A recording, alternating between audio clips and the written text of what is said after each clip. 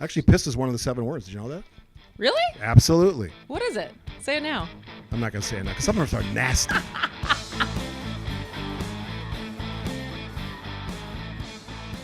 Welcome to the second episode of the You Need to Listen podcast, the podcast that crosses the gender, ideology, and generation divide. I am Kristin Brey, and this is my literal and figurative old friend, Steve Scaffidi. I love how you always mix that old in there. Like, you're trying to hurt my feelings. Are you trying to hurt my feelings? You should embrace being older. I do embrace You're it. wise. You know, as much as you'd like to play around with that, I'm having a conversation with someone that's many years my junior. I know. And enjoying the conversation. As you should. And that's the feedback I got from some of our first podcast viewers and listeners. They love that. We're going to give them more of that. We're going to give them more of it. This is a hot topic. You and I talk about this all the time. I don't know what I was going for there. Hot goss. That's what I was. Hot goss. Hot goss, like hot gossip. You're this always is so, a hot top. You're always so as in hot trendy with your topic. little terms and phrases. Not the store at the mall. An actual hot topic. Is that a store at the mall? It was. I think it's still a store at the mall. I'm guessing your daughter's never shopped at Hot Who goes Topic. to malls? I can't even imagine if your daughters would have come home in an outfit from Hot Topic, how quickly you would have said, absolutely not. I don't even know what you're talking about. I know. I traveled most of the time they were being raised. All right. To the topic at hand. Yes. Social media is always, to a certain extent, in the news. It has especially been in the news this last, it's only been, 10 days-ish since the TikTok ban was in place for 14 hours. It is now not banned for at least 90 days. Where teenagers were literally running out of their bedrooms upstairs, downstairs. Oh my God, TikTok's off. What are we going to do with ourselves? And I read a book, do something else, go outside. On top of that, MPS, as of this morning, has also added its name to 1,400 other school districts nationwide to a lawsuit against the biggest social media platforms, being Meta, so Facebook, Instagram, YouTube, TikTok, and Snapchat. And we wanted to have a conversation as far as what are we to do? Are we at a crossroads right now when it comes to social media, how we interact with it, and what, if any, government regulation should there be on it? So you've spent a lot of time reading about this in preparation. So I'm going to let you start where you think where you want to go with this. Yeah, I mean, historically, we regulated radio and TV. Radio first, obviously, because we didn't want stations like crossing over each other, on the dial. So that was sort of where that came from. Television, of course, there became standards for what could be on TV, many which exist to this day, and on radio, by the way. I can't say the 7 words. Mm-hmm. Although I've snuck a few in. Have you? I have a couple of them, yeah. Have you ever had to press the dump button on the radio? One time, yeah. It was for you or a guest? No, I was a guest. Okay. They used the big one. Who was it? It's the caller. Oh, back when I used to take calls. Right. But, I look at this stuff, and I'm fascinated by social media. I enjoy social media, but I enjoy it less than I did, I don't know, when I started participating, 2010, 2011. I enjoyed it. What were you on first, Twitter or Facebook? Facebook. Okay. Yeah, and I get a lot of young people think it's the realm of old people, and maybe it is, but I don't use or post much on Facebook. I use Twitter a lot. I don't use TikTok and Instagram a little bit. So I mean, you're way more enmeshed in that world than I am. I see it from the perspective it's a tool for me, not a lifestyle choice, not a recreational opportunity. I see it differently, but I understand that people use it in different ways, and you've actually. Well, we wouldn't be here, right? Like, yeah, I think we met that way. We met that way as far as you saw stuff that I was doing on social media, and you sent me a DM on Twitter, now X. Yeah, a non-creepy DM. A non-creepy one. And in general, I mean, I wrote about this in my column as far as like this is what I've always said about social media as far as the utility of it, specifically for creatives, also for journalists, but as far as forever up until social media. And this is really, I think, like the YouTube. There's been gatekeepers to you having access to do the art you want to do, right? So like when I was acting in LA, I had to be cast in something in order to perform. And then right as I was quitting acting and I decided to go to college was when YouTube started getting big. And it was the first opportunity for writers, comedians, actors to create their own work and have somewhere to put it and potentially have that work go viral and get seen and get discovered. And it's the same thing with SoundCloud and musicians. And so these new technologies, coupled with having the platform of being able to put your stuff somewhere that it can be seen, it also helps that the actual technology that you record on, whether it's a camera, whether it's Final Cut Pro or Premiere on Adobe, and being able to edit your stuff, like everything became cheaper, and the barriers to entry have lowered to be able to actually be creative and have your work be seen. And like that to me is the most beneficial thing that social media has done. So let me ask you this question. And I acknowledge all of that because I see your creativity and I see how you use it. I see you use those platforms brilliantly. But my concerns are more, I don't want to say weighty, but they're bigger. Data privacy. A country like China and ByteDance controlling the platform TikTok and accessing all that information. I see the sort of the big guys in tech, Bill Gates or Mark Zuckerberg, saying, I'm not sure we can even police ourselves. We shouldn't have an unregulated media platforms that just go on and on and on and have no controls because people can monetize it or use it for their own creativity. I love creativity. I love that. And I think it's something that we should always push in that direction. But I worry about some of those risks because I don't think people that are doing, especially younger people that are just having fun and being creative, understand what they're also doing, which is making their lives available to anyone who wants to do anything to them. And I haven't even gotten to the sexual harassment that goes on. Mm-hmm. I haven't gotten to some of the other things. Sex trafficking. Certainly all the data questions. So here's a big question. And then, by the way, politics too. Misinformation, disinformation. Do you think in this year of 2025, social media as it exists is better or worse for society? Is there more net positives or more net negatives? Not even close. Worse. It's that Really? It's that dangerous. Yeah. I have pulled back because of threats made against me on Twitter. You know, by some basement dweller who thinks they're smart or snarky or you know, wise beyond their, you know, high school education, or if they have that. And I'm sorry if that offends anybody, but I'm not going to deal with that nonsense. And I think, you know, the anonymous profiles have exploded, and if they get whacked, they create another one. There's no controls at all. What media platforms do we allow in this world or this country that go unchecked? And that's sort of where we're going to. And this is my bigger point as far as I'm not arguing that there shouldn't be regulation, because I do think that there should be. And I think it is interesting that we've gone this long without any, especially when you think of all of these different industries where we've decided we need government intervention, and then people then come to the conclusion like, oh, that is a good thing. I feel like there was some video a year or so ago that was going viral as far when they started saying you couldn't drink and drive, like literally have beer in your car while you were driving, and people just losing their shit over it, right? Be like, you're not gonna tell me what to do. And now everyone's like, yeah, maybe it's a good thing that we don't drink and drive, or maybe it's a good thing that we tell people you gotta wear a seatbelt. And so it is a little Big Brother-ish, but it often takes government intervention to keep us from harming ourselves. And so you sent I think it was a New Yorker, right? That it's like, is social media cereal or is it cigarettes, right? Yeah. And like, how do we want to approach this? Is it bad like for your health like sugar is, or is it bad for your health like cigarettes Can are? it be both? Well, the thing is, that is a whole other topic for a different day as far as how bad sugar is that the government just pretends that it's not. So we're actually in agreement on this. We think some regulation probably makes sense. But here's the thing. But do you think we should ban it entirely? No. Okay. No. I'm so not. you do agree that there are benefits to society Of as far course. as what social media has introduced. And I've said I enjoyed sort of the early days of Twitter where you could actually just have fun on there and stuff. The problem is now we have the big tech guys who don't want to really be the overseers. They just want to make the money. They just want to do the thing. And here's the environment that they're in now. One, Elon Musk is basically in bed with the White House. So he's not going to take any approach to any of this. He's, living the dream life. He's the richest guy in the world, and he has complete access to the most powerful position on the planet. For now. And we'll see if that relationship continues or a little sour quickly. He's already been moved out of the White House, so, who knows? And Elon is the kind of guy, as we saw recently, can piss off a lot of people really fast. Actually, piss is one of the 7 words. Did you know that? Really? Absolutely. What is it? Say it now. I'm not going to say it now because some of them are nasty.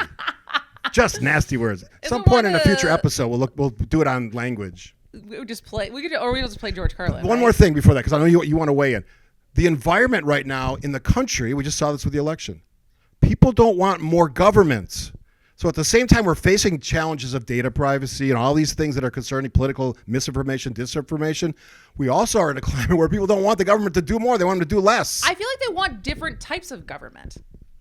Like I don't know if that's actually true. There's parts. I think it depends. It's they because they do want the government in schools. They want church in schools. They want the not government everybody. to intervene. Not everybody, but there's enough people who are Sure. saying we need the government to intervene and say that like we need the Bible back in schools. And so there's the people who are now in power, at least the administration and his allies who have gotten him there.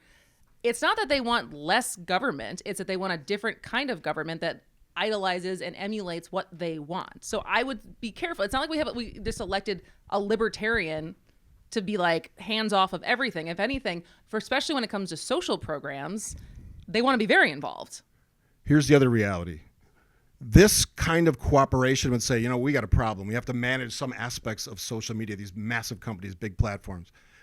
There's not a spirit of bipartisanship on full display in Congress right now. It's the exact opposite of that. Now, interestingly, I think there's bipartisanship on wanting to there regulate there this. was bipartisanship, but keep in mind, Elon Musk has changed his mind on this. Donald Trump has changed his mind, and if I learn anything in the first week of the Trump administration, what Trump wants, he gets. And I don't think that Trump is going to allow, especially with TikTok, anything to happen at this moment until he sort of fleshes out what his administration is going to accomplish. Because he's benefited from it. Absolutely. I mean, that's what they announced today in the first White House press briefing. It was basically that they are opening up creators and new media to have White House press passes. And so I got a lot of texts being like, are you going to apply for this? And I was like, I got enough jobs And you right should. now. I can't imagine a Kristin Brey in the press room. That'd be insane. What kind of I mean, question would don't you have ask? To, like, be there? Don't you have to be in You DC? apply, and then you can fly in and do it. Hoping that they ask you a question. They invite, I think they have 2 seats for each of these, like, I call them new media, but different media See, types. and I'm interested to see who gets those passes, because there was like a TikTok inauguration ball that I know I don't know exactly who was there, but is it going to be, because this is the whole thing with new media, right? Whether it's TikTokers and people who are explaining the news or news influencers or whatever they call them, there is no editorial board, which is for better or for worse. But are they only going to, they being the White House, only going to cherry pick the folks who helped get them there in the first place? Of who gets great question. access to that pass? Yeah, and the answer is probably yes. They're going to cherry pick. Like this was the criticism that happened at the DNC, right? Which I was kind of swept up in, which was the creators who were invited to be on a creator pass at the DNC certainly had very known political leanings. And while they didn't necessarily like carry their water for Democrats, there was no way in hell they were trying to get Republicans elected. Yeah. And those are the people who got passes versus, media passes that is supposed to be from nonpartisan, objective, whether they are or not, but that is what traditionally they have been. So I think we agree that there should be some regulation. I think that's the standard for any company, any business. There has to be someone that kind of oversees. But what is it? That's the question. And I don't think the climate's right for really much of anything. But if you were going to ask me what should happen, I would really put it on the platforms. You have to take off violent rhetoric. And it's a sticky little question because who's going to be the decider? Zuckerberg talks about this all the time. He doesn't want to be the decider. Yeah. Who's going to decide? Anything that threatens women, or really threatening language of any kind. I know that there's limits and lines, but if you're specifically calling out someone in a violent manner, threatening them, that should not be allowed. This is. Ooh. I couldn't threat someone on my radio show. This may open up another can of worms. That's for a different topic, but I've yet to address this on any of the things that I talk on. So the woman who got arrested after she called the health insurance company, it was like deny, defend, depose. No. You didn't hear about this? No. So after Luigi Mangione killed Brian Thompson, Right. and obviously on the bullets themselves, I think that's what it was, right? Defend, deny, defend. I do know that, depose. yes. This other woman used that language when she called her health insurance company, and she got arrested. What I don't understand is under what law can that be considered a threat, and she is now arrested when people like you get threatened all the time. And people who run for office, like the amount of women I know who've run for office and the vile things that have been said to them. So apparently there's some kind of law that is already supposed to be in place that whether it's on social media or via email or whatever, you shouldn't just be able to threaten someone. And the answer is it's social media, and those platforms have a complete lack of any hierarchy of any chain of command. This is what's wrong. Someone's looking at it. They've removed their fact checkers, all of that stuff that used to be there sort of looking at this stuff, which I think corralled some of it. It's all gone. So in the public sector, what you're talking about, someone just talking to their insurance company, that actually has a code of conduct. You can call the police. You're going to call. So if someone you're going to call into the radio police station and threatened you, that's liable? I think so. If you can determine who it is. Because I can remember going back 6 or 7 years, someone threatened me. They went to their house. The police did. Interesting. So that's the reality. That doesn't exist in the world of social media. You could say almost anything. There's no one coming near your house. And the worst that happens is you get kicked off the platform, or the platform decides that you. And I would love to see the numbers for who gets kicked off any of these platforms. Well, anymore. for a while, a lot of people were, right? Yeah. Trump got kicked off of Twitter before Elon brought him back on. He got kicked off of Facebook before Zuckerberg turned around and because then, although a lot of people didn't like it, and that falls in that whole political conversation, which we really didn't explore, that was deemed misinformation, disinformation. We can't allow that, so they took them off. That would not happen today. That's the difference. So yes, I think there should be regulation. I don't think right now there's a climate that exists in. So you think we're just stuck with this for a while? I think we're stuck. Yeah, and it could get. Here's a question. It could get worse. So you've gotten off of. If all right. So say we are. So say there's the regulation and the opportunities to make this better through legal ways is not going to be there. What personal responsibility do you think any of us have as far as, because like I've thought about this as far as, while I don't get paid through social media because I have actual employment, by continuing to grow my presence on social media, it opens up more opportunities for me, right? And so I professionally don't feel prepared to walk away from it entirely yet, even though there's many days emotionally, I totally understand. I would probably be much better mental health wise if I were to just turn it off and walk away. That's a great, I wanted to get to that because to me, it's a big thing. I try to not look at social media on the weekend. I try to pull back. I might jump in like Sunday night if I'm thinking about the week and what I'm going to talk about, but I try to step back. It's the most healthy feeling in the world. I actually put my phone on my desk in my office at home and just ignore it. I would like to see America and the world have a week where there was no social media and see what it did to us. Other than cause widespread panic amongst anyone younger than like 18 years old, what would it do to adults, you think? Could they manage their lives without having it? My mom's on Instagram a lot. She gets a lot of, but she's not on Facebook. My dad's not really on social. I mean, there's a lot of people who are perfectly fine with no social media. See, I'm the old guy. I grew up with no cell phones, no internets, no social media. And I feel I'm well-rounded, I'm well-informed, I'm hopefully well-adjusted, although you drive me nuts occasionally. Again, when have I ever driven you nuts? I'm not giving you examples. But this is a terrible, you're so bad It's a generality. I'm generally saying you get to be too much on occasion. Oh my God. Maybe it's that crazy hair of yours. I don't know what it is. You need to bring evidence. All right. I'm going to start writing them down. You should. I should write them down. If I had a pen, I would do it. If anything, I think I am more contained than you are. What's define contained? I think I am more, I don't think I fly off the handle as much as you do. It sounds like I'm volatile. Am I volatile? There's moments. Wow. You have your moments. Volatility. You can sometimes. I see myself as sort of a calming presence. Am I misreading myself? Yes. I'm totally misreading myself. A calming presence? Yeah. Who's ever called you a calming presence? No one. I just call myself that. Okay. But here's my commitment. Because we're only in episode 2. In episode 50, I will be calmer on occasion. I don't think you need to be calmer. Am I a good listener? Someone said in the text line the other day I was a bad listener. How is that even possible? I don't know if you're a bad listener. You sometimes talk more than you listen. Well, because I'm paid to talk more than I listen. Fair enough.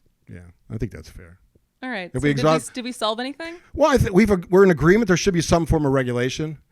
I think it has to start with some of the anonymity of social media and threats of violence. I think that's like the beginning. And harassment, definitely, because women, you mentioned the political piece. Women are harassed constantly. It's ridiculous, and it's disgusting.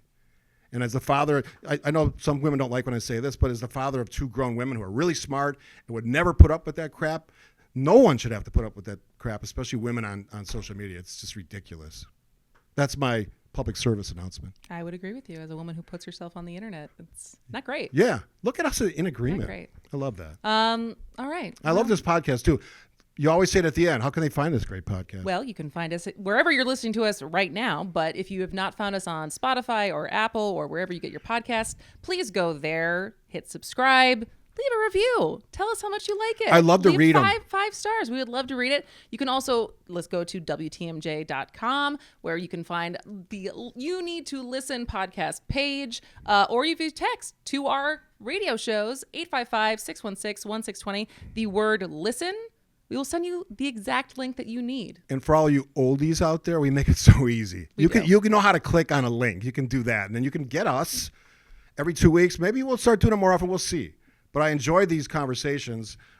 And I think we understand each other and we understand those differences, right? I think that's why it works. And it is unique. So if you have a podcast idea, I think you said this, send it along. Oh yeah, if you have a topic idea. I got some good ones already as far as in the chamber. We'll go at it. Nothing's off limits. Is there anything off limits? I don't think so. I'll be less volatile. No, I like the volatility. Oh, okay. Then I'll be more volatile. I gotta match your energy. All right. You have no problem with energy. One of the reasons this works is because I discovered you for. I had to get that on the Take podcast. the credit. All right. Say goodnight. Good night.